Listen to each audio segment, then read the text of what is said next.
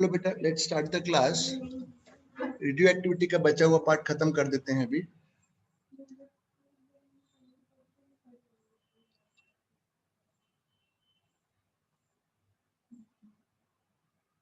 Question तुम्हारे सामने लिखा हुआ है। उस दिन जो क्वेश्चन किया था उस वैसा ही अगला क्वेश्चन है।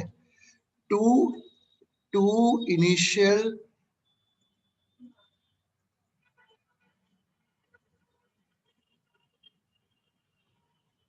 To elements of initial number in the ratio 1:2, मतलब दोनों का इनिशियल नंबर 1:2 है। ए और बी लिख लेता हूं। अगर इसका स्टार्टिंग में एन नॉट है, 2n0 है, half life 1 and 2 year, half life 1 and 2 year, ये ऐसे लिख लेना चाहिए टेबल बना के। What is the ratio of initial activity? करो। एक्टिविटी जो होता है, अगर मैं इसका लिखता हूं तो decay constant into N naught, decay constant A का इनिशियल पूछ रहा है, activity B decay constant B into 2n0। अब रेशियो लिखो, half life B half life a 1/2। तो हाफ लाइफ 2 और इसका 2 इसका 1। So initial activity ratio is 1:1। लिखो।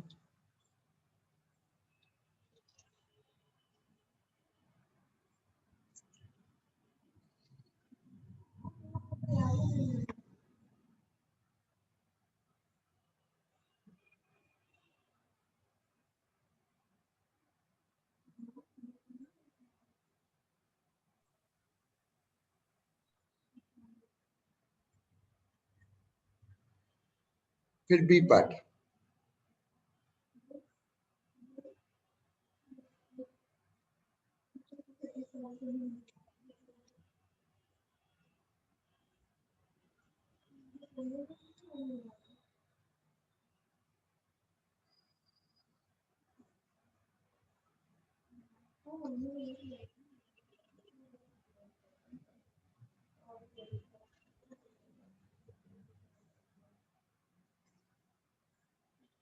Ratio of activity after 4 years। After 4 years बेटा 4 साल के बाद ये कितना हो जाएगा, पहले इसका नंबर निकाल लो फिर एक्टिविटी की बात करेंगे। 4 साल ये इतना हो जाएगा और ये इतना होगा। ठीक है, अब एक्टिविटी निकालनी है। n0/16 into decay constant A, n0/2 into decay constant B। अब इसको करो।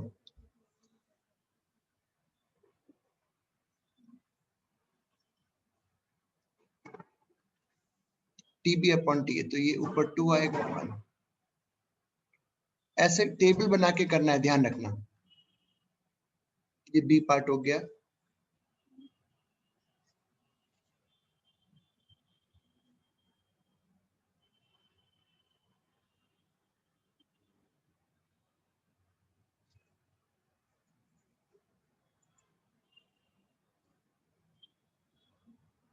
फिर सी पार्ट करो।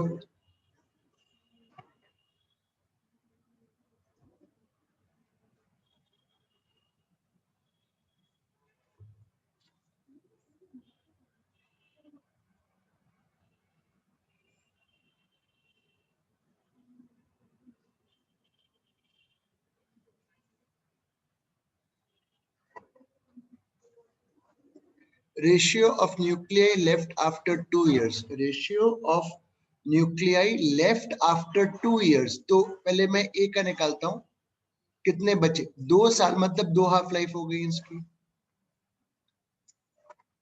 और 2 साल इसके लिए 1 हाफ लाइफ हो गई।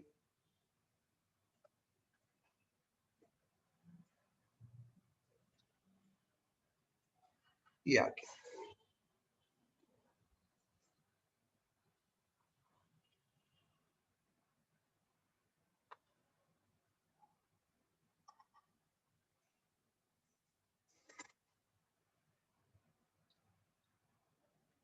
नेक्स्ट।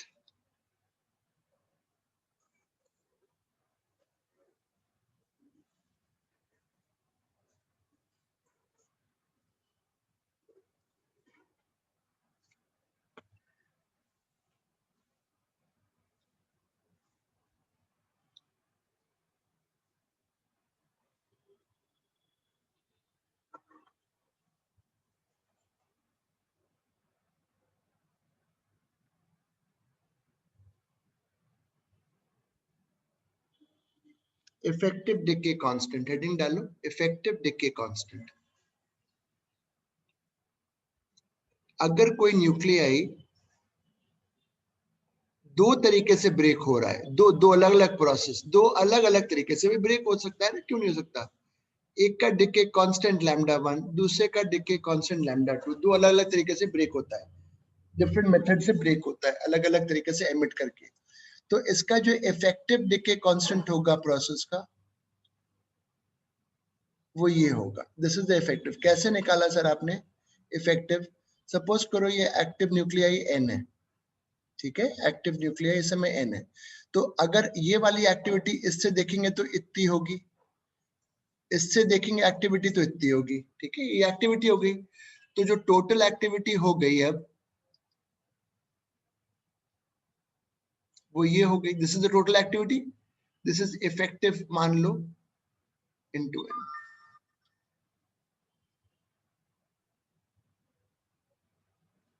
लिख लो, ये एक्टिविटी है,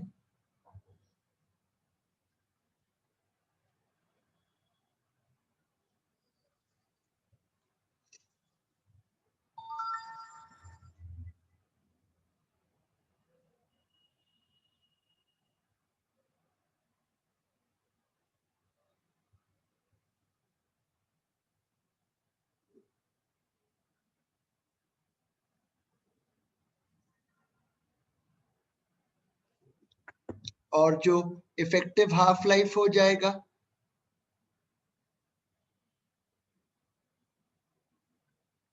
वही है।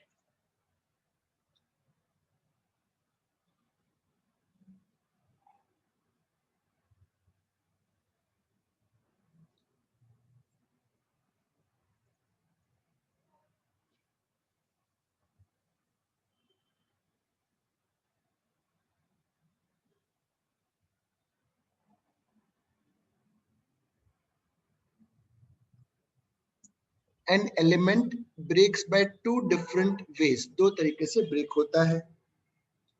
हाफ लाइफ 3 साल और 6 साल है। After how many years? 75% material will decay, कितने सालों के बाद 75% डिके हो जाएगा, मतलब कितना लेफ्ट रहेगा? इतना लेफ्ट रहेगा। तो अगर शुरू में एन नॉट है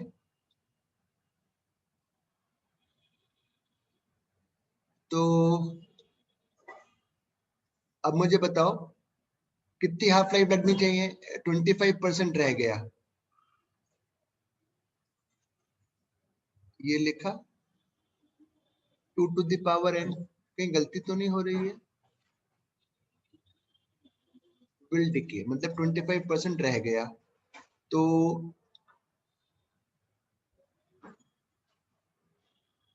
मैं कहीं गलत तो कर नहीं रहा हूँ? जरा बताओ। नहीं, बिल्कुल सही कर रहा हूँ। और ये हो गया 4, एन की वैल्यू हो गई 2, मतलब 2 हाफ लाइफ्स, है ना, 2 हाफ लाइफ्स। अब हाफ लाइफ इससे निकालो सिस्टम की कितनी है? हाफ लाइफ है 2 इयर्स, इससे निकालो टाइम आएगा आपका 4 इयर्स।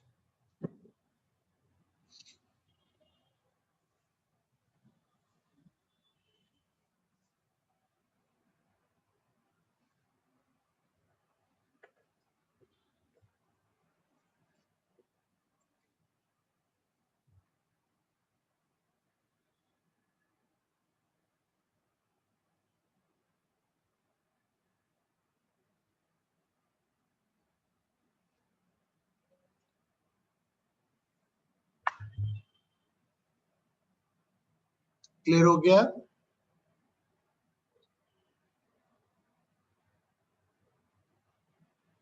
एक और करो।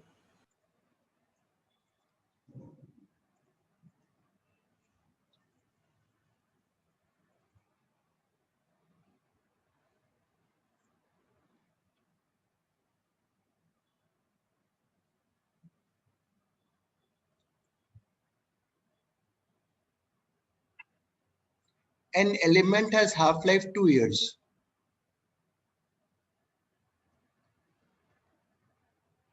ये तो पहले आना चाहिए सवाल. After a certain time, the ratio of this element to new element, the ratio of this element to new element is 1:15. Sir क्या मतलब हुआ इसका, ये बताओ.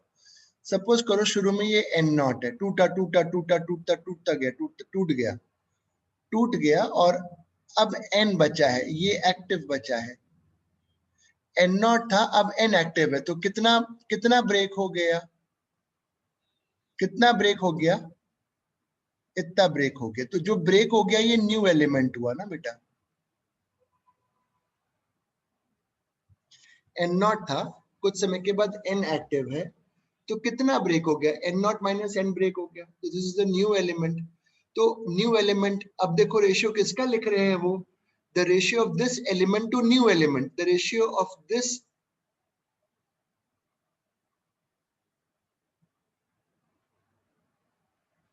after a certain time, the ratio of this element, तो this element is n, मतलब n बचा,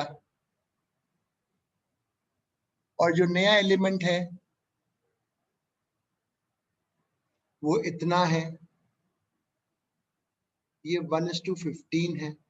after a certain time the ratio of this element अभी n है और न्यू एलिमेंट इतना है. अब इसको सॉल्व करो.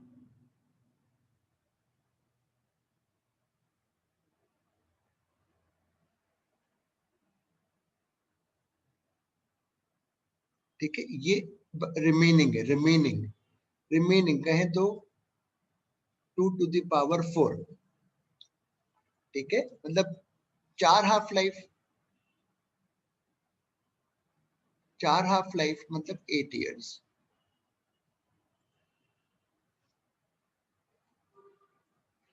एक और दे देता हूं, चलो एक और दे देता हूं, अपने आप करो.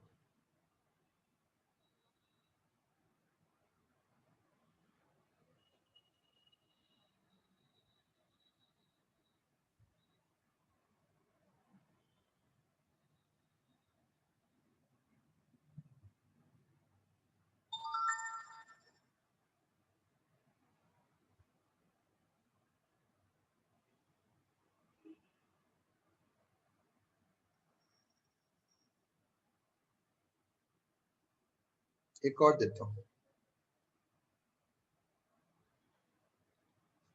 लिखो एन एलिमेंट, अपने आप लिखो सवाल. N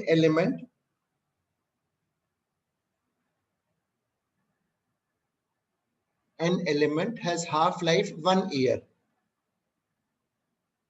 An element has half life 1 year.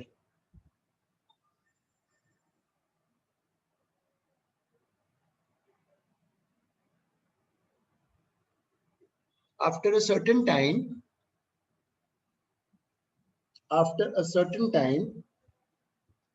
the ratio of this element,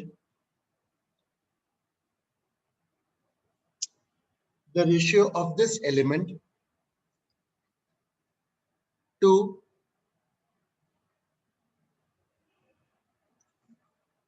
the new element formed is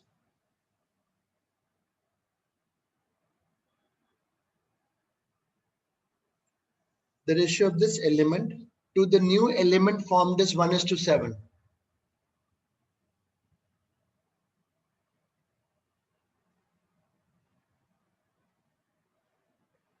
Is 1:7. Find the time.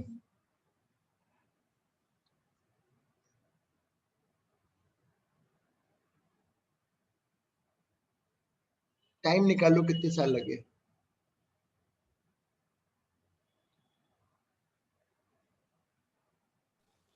Three years. तो पहले अगर स्टार्टिंग में n नॉट है, अभी n एक्टिव है, तो the ratio of new element upon the element formed, ये 1:7 बोला.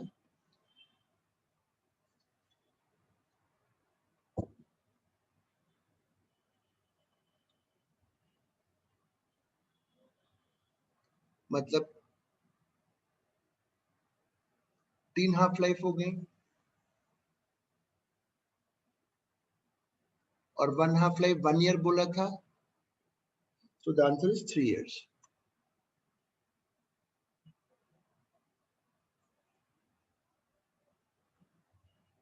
आज छोटी क्लास है, खत्म करना है टॉपिक बस। अगली क्लास से मैं सेमीकंडक्टर स्टार्ट करूंगा, थ्योरेटिकल है, धीरे धीरे पढ़ाऊंगा। सर वो लिखा नहीं था।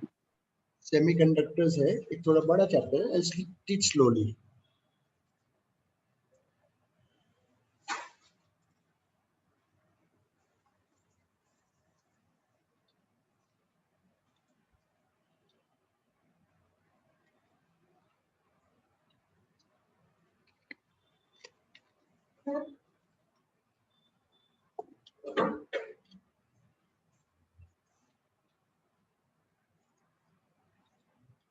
लिख लिया?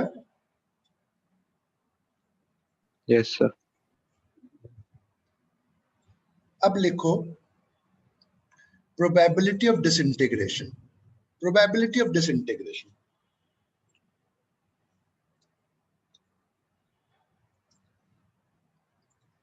इसका मतलब समझा देता हूँ, फिर सवाल समझाऊंगा। प्रोबेबिलिटी आ जाता है सवाल। अभी एक्टिव, सपोज एक्टिव न्यूक्लियाई 100 है, अभी प्रेजेंट में एक्टिव न्यूक्लियाई 100 है। रैंडमली कुछ भी टूट सकता है। क्वेश्चन ये आ सकता है उसमें कि इतने टाइम में, सपोज 2 साल में, 5 साल में, 1 साल में, ये वाला न्यूक्लियस टूटा, इसकी क्या चांस है? भाई 100 है रैंडमली, ये तो है नहीं कि तुम कोई सा भी टूट सकता है ना, ये तो रैंडम प्रोसेस है। तो क्वेश्चन आएगा कि अच्छा ये वाला जो है, इसकी प्रोबेबिलिटी टूटने की इतने समय में क्या है? That is what the question is. तो क्वेश्चन से समझाना ज्यादा बेटर रहेगा। That would be better. Probability of disintegration question से समझाएंगे तो ज्यादा बेटर रहेगा। क्वेश्चन तुम्हारे सामने लिखा है, what is the probability of decay of a nucleus in time 0 to t। मतलब 0 से t समय में क्या प्रोबेबिलिटी है एक न्यूक्लियस के टूटने की? तो पहले मुझे बताओ, तो मैथ्स के बच्चे हैं, बायो के भी बच्चे हैं, पर सब समझ जाएंगे। ये तो एक्टिव है जो, तो कितने ब्रेक हो गए? इतने ब्रेक हो गए ना, इतने ब्रेक हो गए। तो जो प्रोबेबिलिटी होगी ना बेटा, जो प्रोबेबिलिटी होगी टूटने की, वो ऐसे लिखी जाएगी, this divided by n naught. बस this is the probability of decay of that particular nuclei. लिख लो। अभी 5-6 सवाल बनाए, don't worry.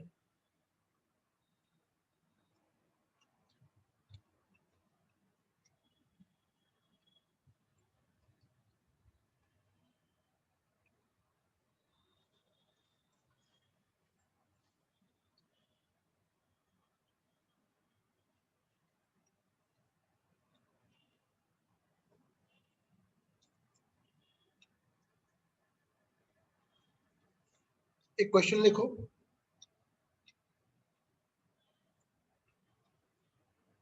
what is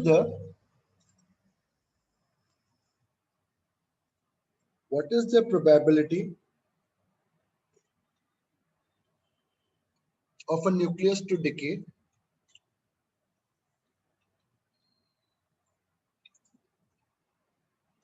in time 1 half life? In time 1 half life.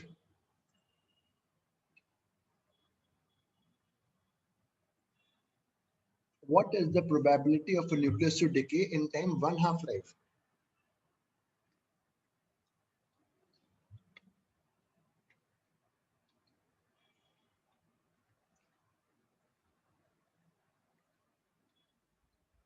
ये तो लेफ्ट आया।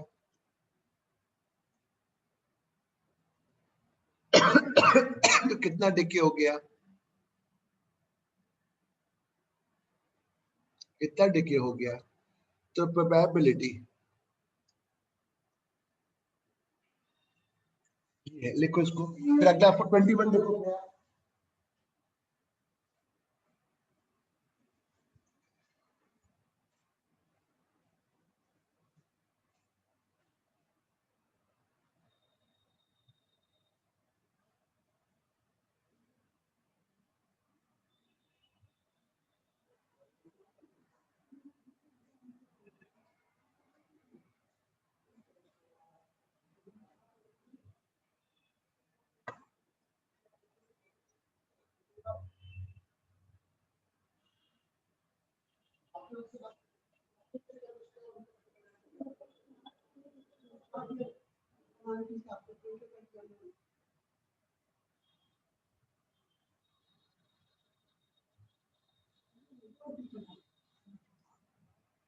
करो 21 ट्राई करो बेटा जी।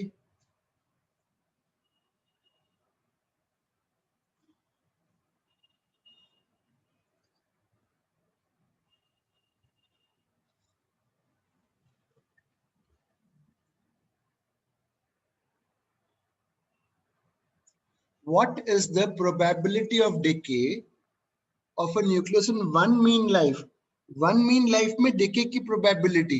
तो पहले ये देखो वन मीन लाइफ में बचा कितना है।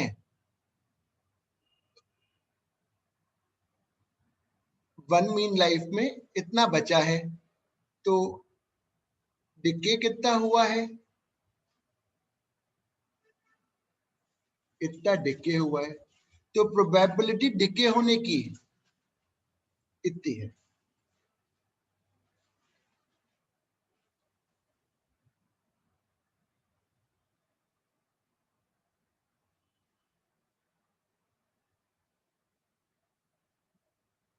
ये प्रोबेबिलिटी है कि वन मीन लाइफ में कोई सा भी अगर आप बोलते हो कि ये कोई एक पर्टिकुलर वाला ब्रेक हुआ कि नहीं हुआ, इसकी ये चांसेस है।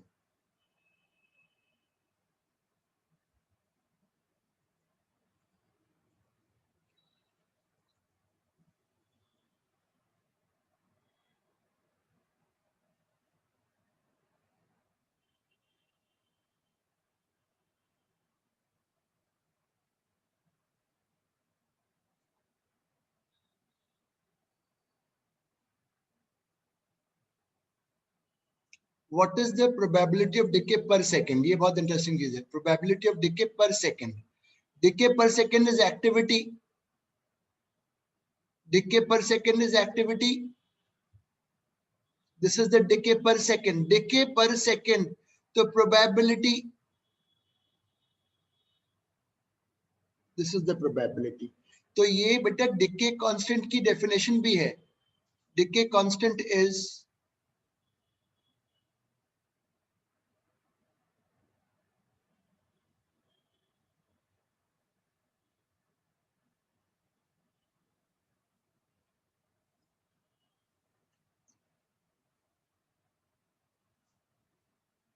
इसी तरीके से। जरा मेन मैथ्स वाले बच्चों के लिए क्वेश्चन दे रहा हूं बनाकर, यहीं पे देखो।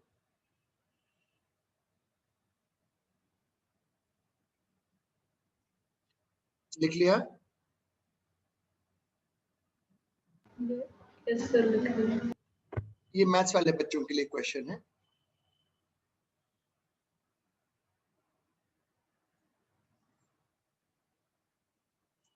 एक प्रोसेस से डिके हो रहा है लैम्डा 1,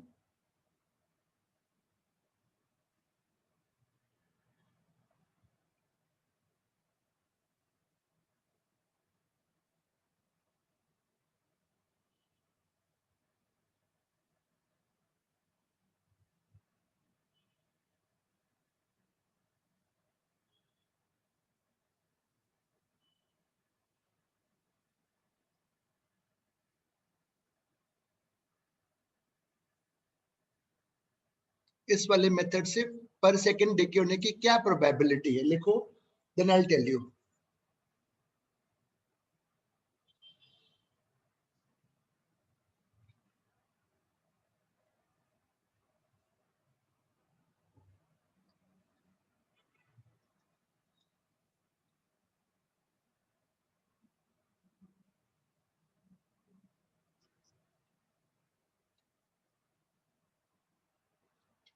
तो कैसे करेंगे?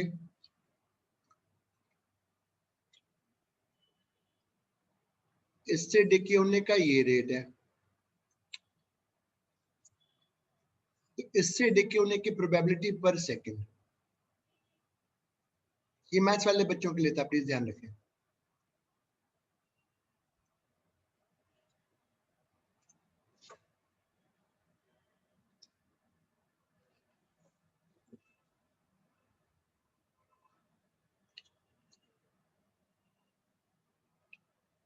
अगला देखो,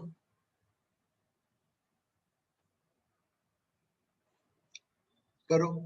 What is the probability of decay of a nucleus in 2 half lives?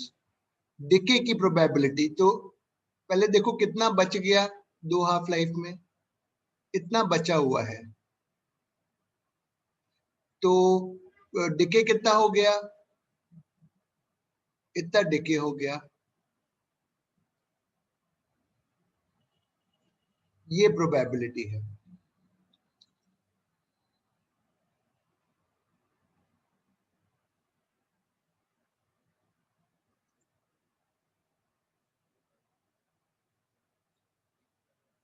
Sir वो लिखा नहीं.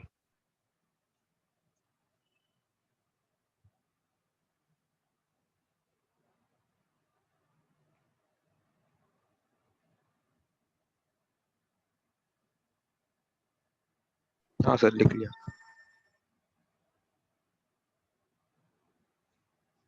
24 देखो.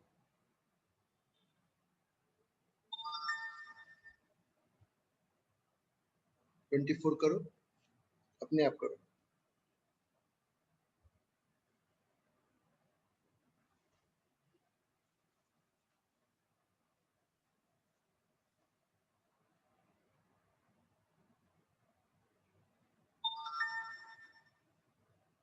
करो अपने आप.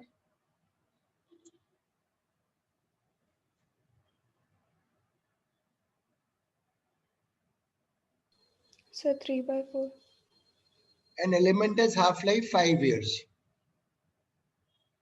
An element has half-life 5 years. What is the probability of breaking of a nuclei in 10 years? तो 10 years में पहले बचा कितना है, इतना बचा है. डिके कितना हुआ, इतना डिके हुआ. तो 3/4 is the probability.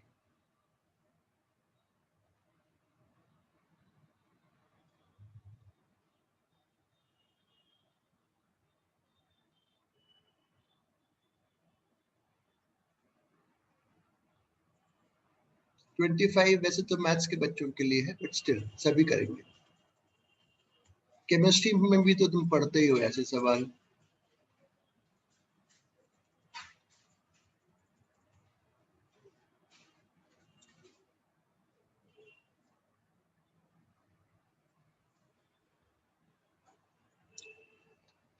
A radioactive nuclei initial n not है, इनिशियल नंबर n नॉट है, बहुत अच्छी बात है. डिके कांस्टेंट लैम्डा है. Energy release in each fission, मतलब एक फिजन होता है तो इतनी एनर्जी रिलीज हो जाती है एक फिजन में. एक टूटा, ये एनर्जी रिलीज हुई. फाइंड, पहला अपने आप सोचो, अपने आप सोचो क्या करना है, अपने आप सोचो.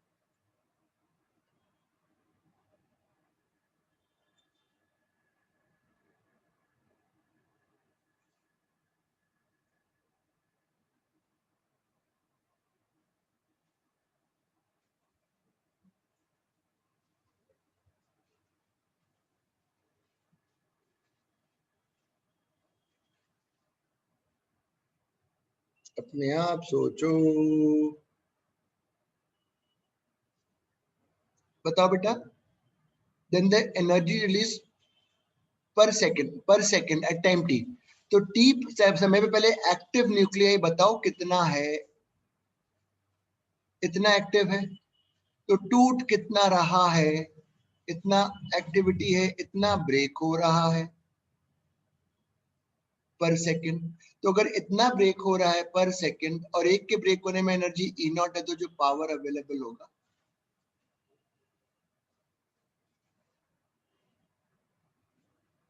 ये पावर अवेलेबल है. ये ए पार्ट हो गया.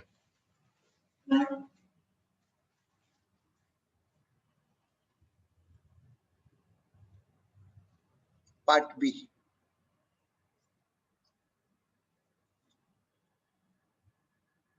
Total energy release in time 0 to t. Total energy कितनी रिलीज हुई, कितनी, तो कितने टूट गए, कितने टूट गए, इतने टूट गए. और एक के टूटने पे ई नॉट है, तो इतने के टूटने पे इतनी एनर्जी रिलीज हो जाएगी.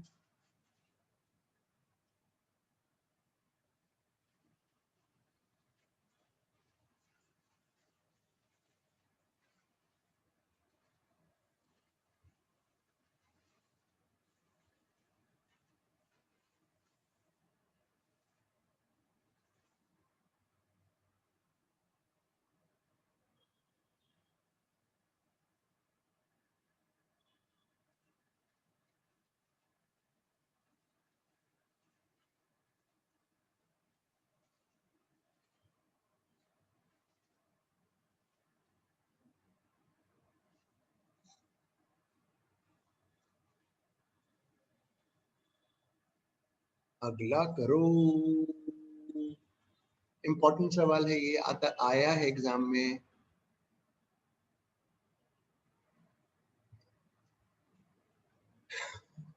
An element with decay constant lambda has activity R1 at time T1। वो बोल रहे हैं एक्टिविटी जो है वो R1 है T1 समय पर। ठीक है, एक्टिविटी R1 T1 समय पर, R2 है एक्टिविटी T2 समय पर।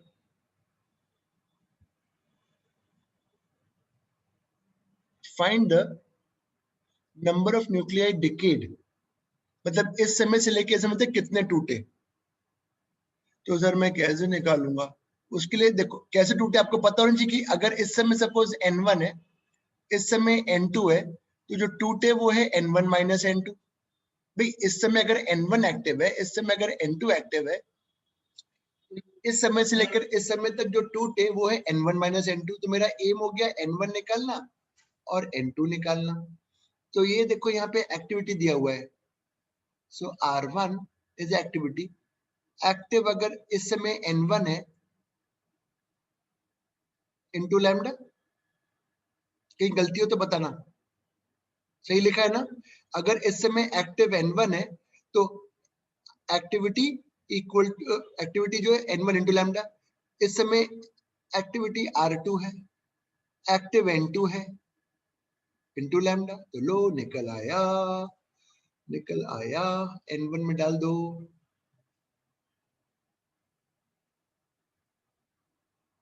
इतना ब्रेक हो गया। कहीं कोई डाउट हो तो पूछ लेना।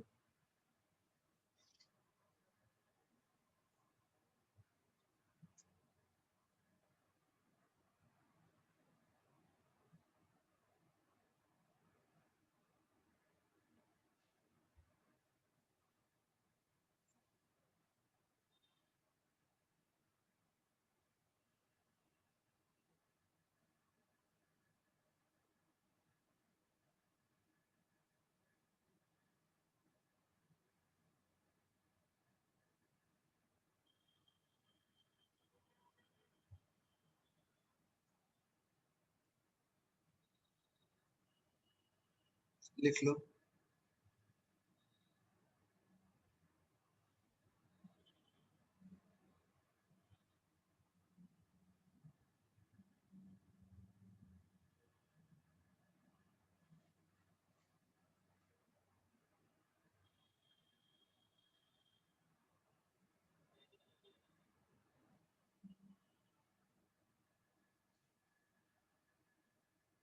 लिख लिया बेटा।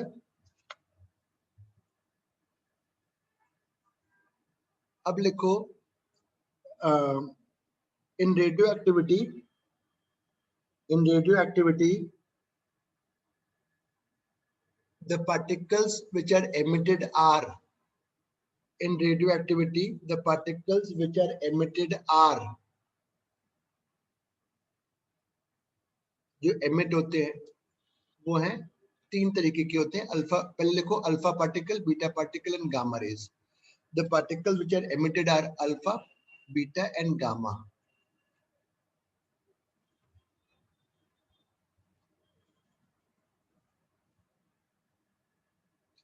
What is alpha? अब हम अल्फा डीके समझेंगे।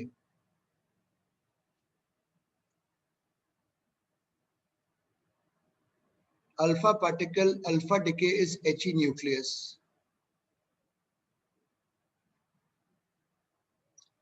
ये He का न्यूक्लियस, अल्फा पार्टिकल उसको बोलते हैं। तो अगर कोई एलिमेंट है उसमें से अल्फा एमिट होता है, तो जो भी नया एलिमेंट बनता है उसका मास नंबर 4 से कम हो जाता है और एटॉमिक नंबर 2 से कम हो जाता है। इतना लिख लो इक्वेशन को।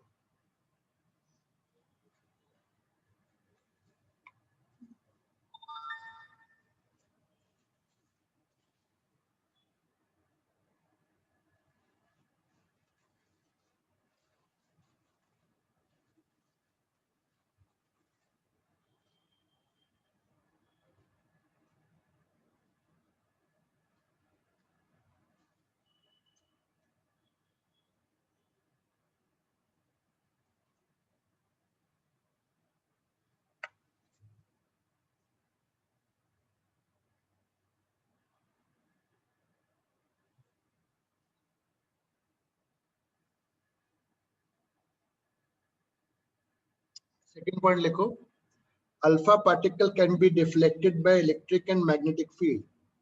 Alpha particle can be deflected by electric and magnetic field.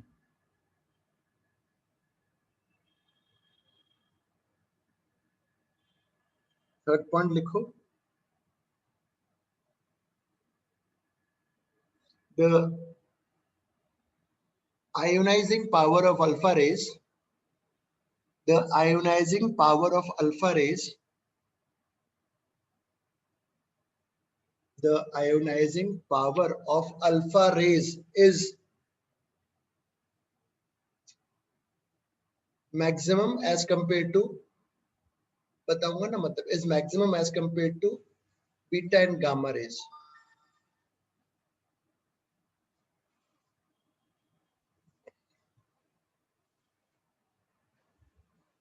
जो आयोनाइजिंग पावर है, जो आयोनाइजिंग पावर है, आयोनाइजिंग पावर का क्या मतलब होता है कि किसी भी गैस मॉलिक्यूल में जाकर, एटम में जाकर उसको आयोनाइज करना. तो अल्फा का जो आयोनाइजिंग करने के जो वो है पावर, वो बीटा से और गामा से इसलिए ज्यादा होता है क्योंकि इसका साइज बड़ा है. मैंने बोला the ionising power of alpha rays is more than beta and gamma rays. The ionizing power of alpha rays is more than beta and gamma rays because, कारण लिखो, because of its bigger size, because of its bigger size. ठीक है, ये समझ में आ गया. फिर इसी में लिखो अगला point, the penetration power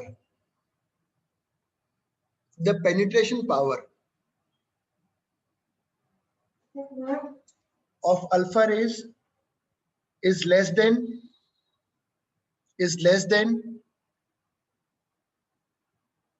beta and gamma rays.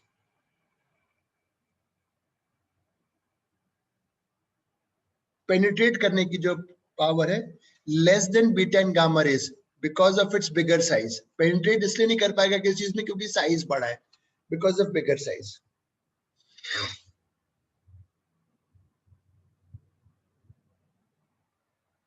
ये एक पॉइंट बता रहा हूं, एज अ फैक्ट याद कर लेना. इसी में the energy spectrum of alpha particle is discrete. The energy spectrum of alpha particle is discrete.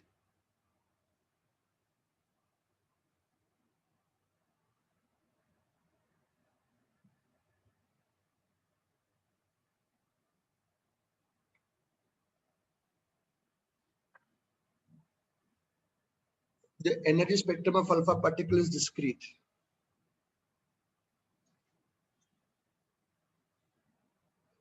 और एक और चीज बताना चाहता था. सपोज इससे ये और अभी ब्रेक हुआ, फिर एक और कुछ अल्फा पार्टिकल फॉर एग्जांपल निकल गया,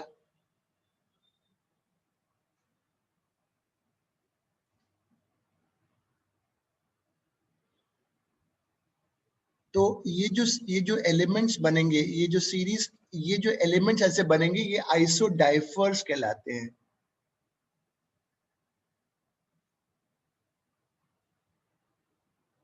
दे आर कॉल्ड आइसोडाइफर्स. लिख लो.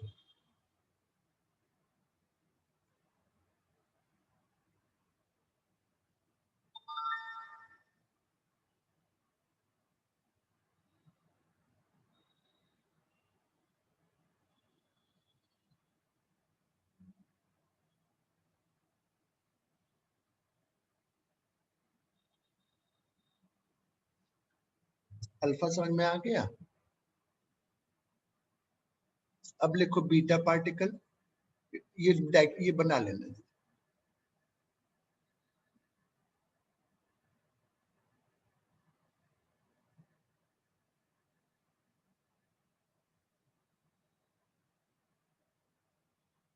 अब लिखो beta particle.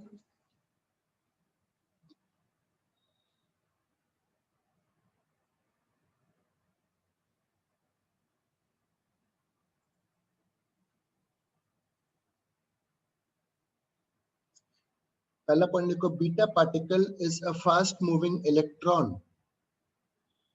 Beta particle is a fast moving electron. Is a fast moving electron created by the nuclear activity of nucleus. Beta particle is a fast moving electron because of nuclear activity. Because of nuclear activity. इसमें होता क्या Can you है? repeat? Beta particle is a fast moving electron because of nuclear activity, created because of nuclear activity. बताता हूं क्या होता है. Beta particle मतलब इलेक्ट्रॉन. इलेक्ट्रॉन का मास नंबर 0 होता है.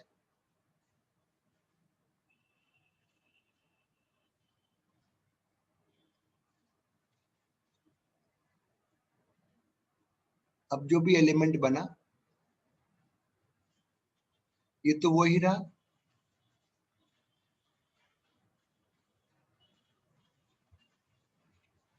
देखो ना, बैलेंस होना है. और साथ में एक और चीज एमिट होती है विच इज कॉल्ड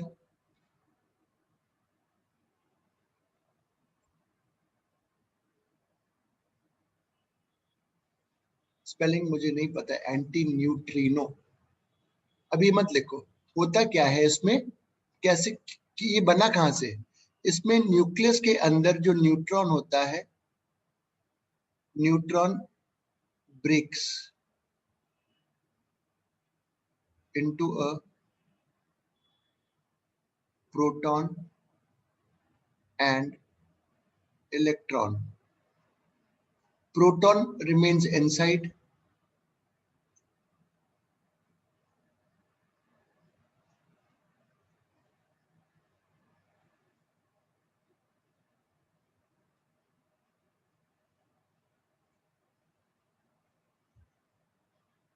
पहले ये लिखो, फिर इक्वेशन लिखो, फिर एंटी न्यूट्रिनो के बारे में बताऊंगा.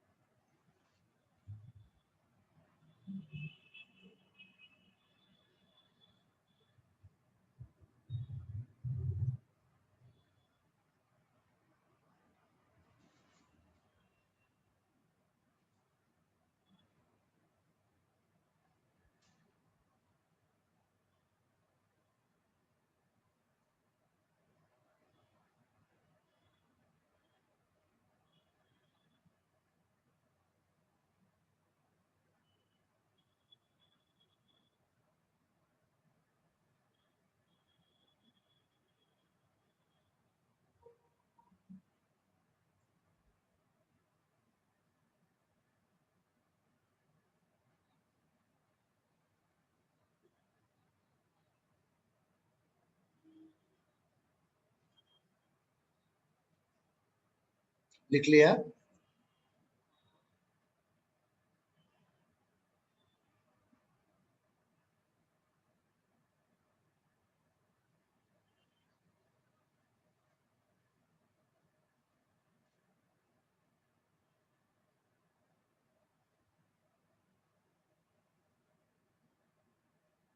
अरे लिखा कि नहीं? Yes, sir.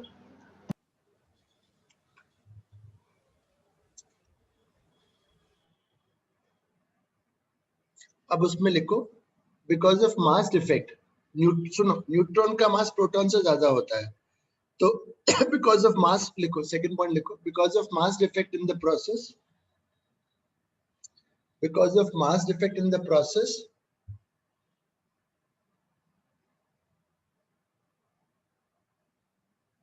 energy is released.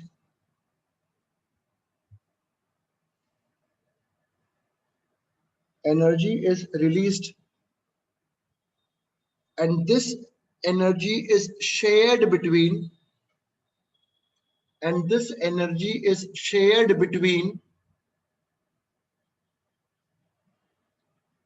the beta particle and antineutrino.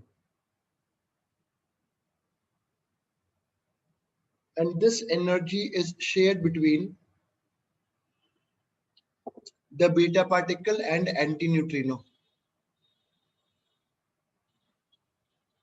के बीच में शेयर हो जाती है. अगला पॉइंट लिखो. Antineutrino is chargeless. Antineutrino is chargeless. Antineutrino का कोई चार्ज नहीं होता.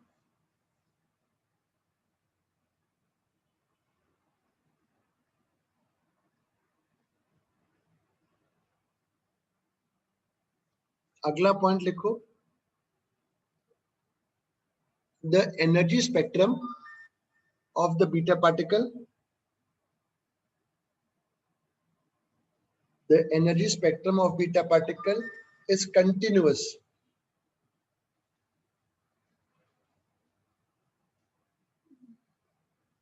The energy spectrum of beta particle is continuous. बता रहा हूं मतलब continuous का क्या मतलब है.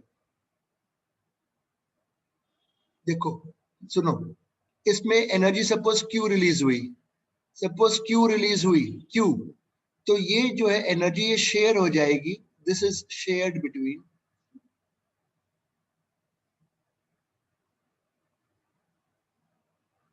Electron and this. तो अब ये जो शेयरिंग है मतलब इस ये जो इस मतलब एनर्जी जो Q है, तो ये जो इलेक्ट्रॉन है इसकी जो भी एनर्जी होगी, देखो कैसे कंटिन्यूस, मतलब इसकी जो भी एनर्जी मैं लिखूंगा अभी, वो इस रेंज के अंदर ही हो सकती है, कुछ भी हो सकती है. ये इलेक्ट्रॉन की जो एनर्जी है वो इस रेंज के अंदर, एनीथिंग इज पॉसिबल, क्योंकि ये शेयर हो रही है ना इन दोनों के बीच में. तो इसकी एनर्जी इसके बीच में कुछ भी हो सकती है, इसलिए कंटिन्यूअस है. क्यू, ये जो क्यू रिलीज हुआ is shared between E and this anti-neutrino. तो जो इलेक्ट्रॉन की जो एनर्जी है ये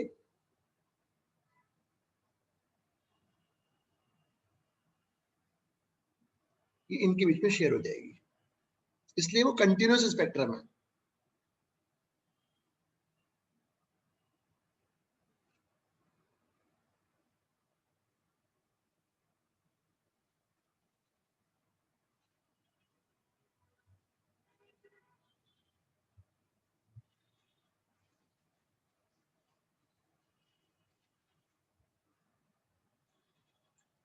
उस पर फिर अगला पॉइंट लिखो.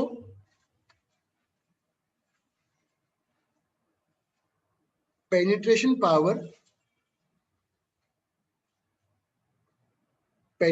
power of beta particle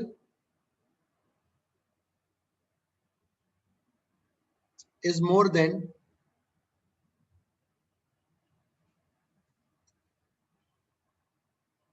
alpha, but Sir, can you repeat? the penetration power of beta particle is more than alpha. Penetration power is more than alpha but less than gamma.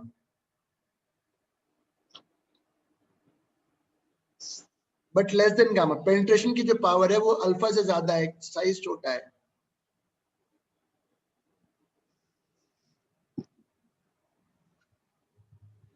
And ionizing power is less than alpha. Ionise करने की power alpha से less है.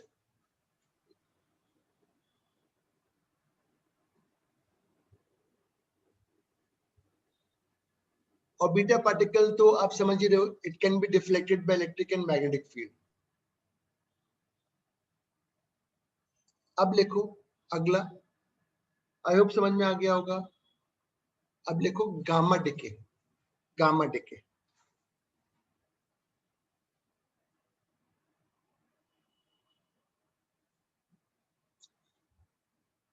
लिखो after emission of alpha and beta particle, after emission of alpha and beta particle, the nucleus is in excited state.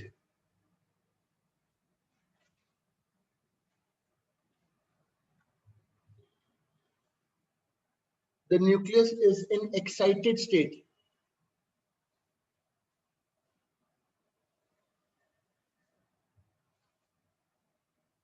And full stop. When it comes to ground state,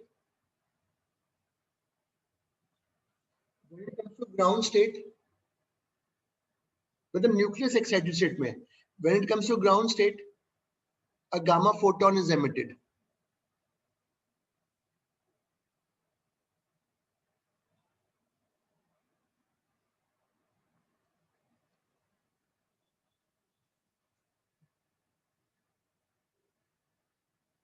Excited ये दिखा दिया.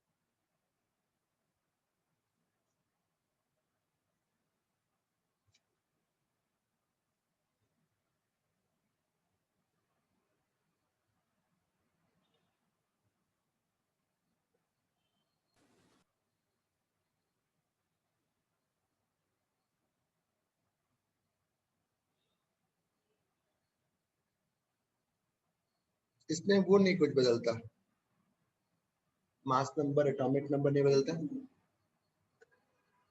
और इसमें लिखो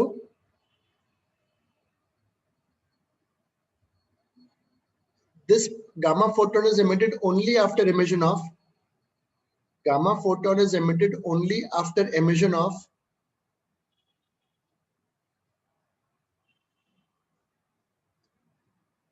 alpha or beta particle.